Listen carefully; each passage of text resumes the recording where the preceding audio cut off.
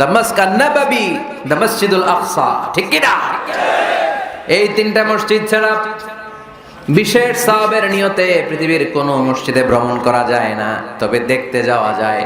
এটার architectural design দেখার জন্য, এটার ক্যালিওগ্রাফিক্যাল ডিজাইন, এটার ইকোসিস্টেম, এটা কেমন করে করেছে, কতটুকু জায়গা, ডিজাইনটা কেমন, এটা দেখার জন্য যেতে পারবেন। কিন্তু এই 201 গম্বুজে নামাজ পড়লে সওয়াব 3 গুণ হবে, এরকম ধারণা করা যাবে? বাইতুল মুকাররমে পড়লে এত গুণ সওয়াব, এই ধারণা করা যাবে? এই যে